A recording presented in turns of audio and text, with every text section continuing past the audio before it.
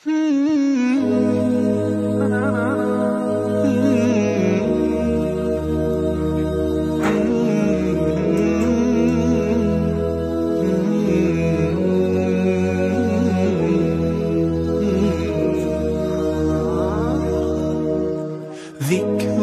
وموعظة ونور فيه شفاء للصدور وشفيعنا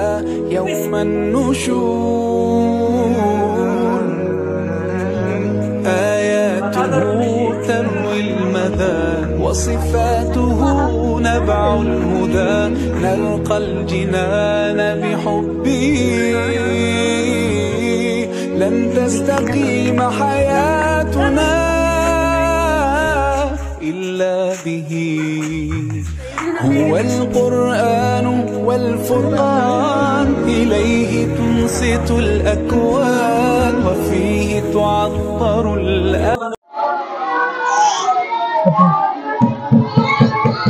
خاموش خاموش خاموش بچانو محترم جناب ناصر جمیل صاحب الحمدلله زموږ یتیمخانې دپاره د بره مدرسې دپاره او نوی چې کوم ځای کې اچولو دپاره دا چې تاسو ګورئ دا کارپېټ ډېر قیمتي کارپېټ موږ ته رالېږلی دی نو چې تاسو کوم دا ختم وو د اصل کې د ناصر جمال صاحب د هغه د اهل عیال دپاره د هغه د ذات دپاره او د کومه صدقه یې کړې د دې دپاره نو ټول دعاو کې لاسونه اوچت کړئ چې پروردګار عالمه د څومره د قرآن مجید تلاوت وکړی شو د څومره په دې هفته کې ختمونه شوي دي د ټولو ختمونو په برکت سره د قرآن مجید تلاوت په برکت سره د ناصر جمیل صاحب دغه صدقه چې کارپېټ په شکل کې یتیمخانې څخه کړې دي الله دې قبول منظور وګرځوي پروردګار عالمه دغه صدقه د دې د والدین دپاره صدقه جاریه وګرځوي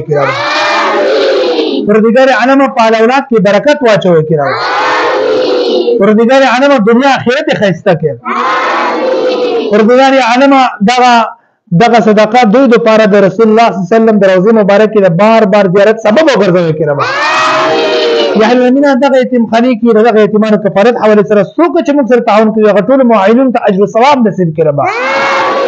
یا الذین ناصر جمیل صاحب لپاره دعاګانې وکړي چې پروردګار عالمه د صدقه قبول منظور وګرځوي کړه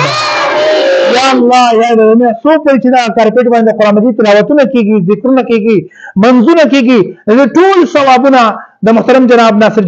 جمیل صاحب ته او ناصر جمیل صاحب ټول خاندان ته ورسوي کړه یا پروردګار عالمه یتیمانو لاسونه اوچت کړي دغه د یتیمانو او دغه د قرآن مجید ویونکو حافظانو لاسونه اوچت کړي پاک پروردګار عالمه د دې دعاګانې د ناصر جمیل صاحب په حق کې قبول منظور وګرځوي کړه آمین ثم آمین برحمتک یا ارحم الراحمین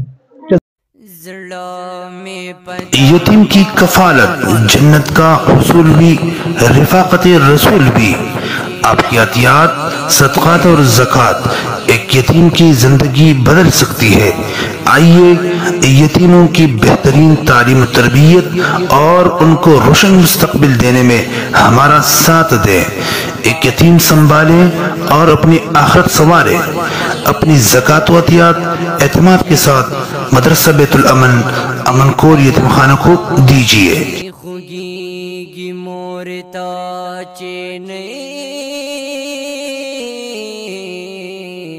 मुस्बाह में सारंग जुन तीरी की मोरता चेनई।